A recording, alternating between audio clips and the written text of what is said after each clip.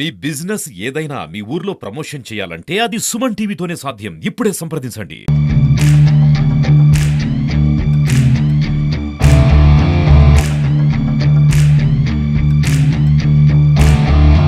ఈ పర్యాటక రంగం అనేది ఇప్పుడే మన నరేంద్ర కుమార్ గారు చెప్పినట్టు ఇండస్ట్రీ పారిశ్రామికంగా దేశం అభివృద్ధి చెందటమే కాకుండా దీని ముఖ్యోద్దేశం మరి అవుతుంది. అందరూ ప్రపంచంలో ఉన్న ప్రతి పౌరుడు వాళ్ళ దేశాల్లో కానీ వాళ్ళ రాష్ట్రాల్లో కానీ విద్యార్థులు కానీ తర్వాత ఇతర పౌరులు కానీ వాళ్ళ దైనందిన జీవితంలో అలసిపోయి ఉంటారు. సంవత్సరం మొత్తం కష్టపడుతూ ఉంటారు. ఉద్యోగాలు చేసేవాళ్ళు, తర్వాత విద్యార్థులు అయితే చదువుకున్న వాళ్ళు చదువుకోవటంలో, తర్వాత మిగతా పౌరులు అయితే వాళ్ళ దైనందిన జీవితంలో బిజీగా ఉన్నప్పుడు కొంత మానసిక ఉల్లాసం కోసం వీళ్ళు బయటికి వెళ్ళి ఉపశమనం పొందడం అనేది మన మానవ జీవితానికి చాలా అవసరం. మనం అంత దానే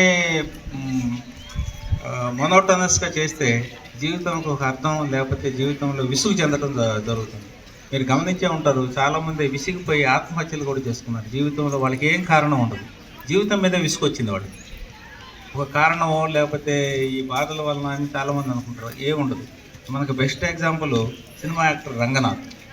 ఆయనకి అన్నీ ఉన్నాయి కానీ ఆత్మహత్య చేసుకుందంటే ఆయనకి కావాల్సిన జీవితంలో కావాల్సిన ఉపశమనం ఆయనకి కలగటం లేదు. అంటే అందరూ కూడా రోజు బిజీ షెడ్యూల్లో నుంచి కొంచెం ఉపశమనం కనుక్కోవడానికి, వాళ్ళకి నూతన ఉత్సాహం కల్పించుకోవడానికి ప్రపంచ దేశాన్ని లేకపోతే రాష్ట్రంలో ప్రాంతాలని లేకపోతే జిల్లాలో ప్రాంతాలను చూడాల్సిన అవసరం ఉంది.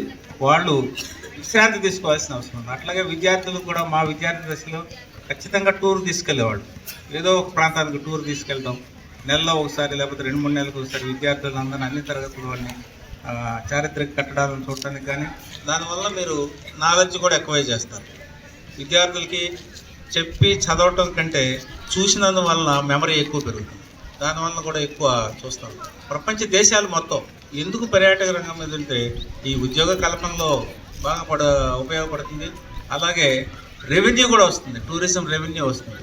లైక్ స్విట్జర్లాండ్ లాంటి కంట్రీసు, తర్వాత న్యూజిలాండ్ లాంటి కంట్రీస్ కేవలం టూరిస్టులు వస్తున్న డబ్బుతోటే బ్రతకటం జరుగుతుంది. టూరిస్టులు ఇన్కమే ఎక్కువ వాళ్ళు. అలాగే మనకి జమ్మూ అండ్ కాశ్మీర్లో కానీ, నార్త్ ఈస్టర్న్ స్టేట్స్లో కానీ, మన దగ్గర సౌత్లో మన కేరళ రాష్ట్రం కానీ వాళ్ళ రెవెన్యూ చూస్తుంటే ఆదాయం టూరిజం మీద ఎక్కువ ఉంటుంది. 50% టూరిజం మీద ఆధారపడి చేస్తారు. అందుకని వాళ్ళ టూరిస్టులకి సేఫ్గా చూస్తుంటారు. ఎవరు కూడా అన్టువర్డ్ ఇన్సిడెంట్స్ కానీ లేకపోతే వైలెంట్ ఇన్సిడెంట్స్ కానీ టూరిస్టులకు జరగకుండా చూసుకుంటారు. సో కాబట్టి దీని అందరినీ ఆ ప్రాముఖ్యతని అజ్యూమ్ చేసుకొని ప్రపంచ దినోత్సవంగా జరుపుకుంటున్నారు. అలాగే మనం అంతర్జాతీయ దినోత్సవంతో పాటు మనం నేషనల్ డే చేసుకున్నాం, రాష్ట్రంలో కానీ డిస్ట్రిక్ట్లో కానీ చేసుకుంటాం.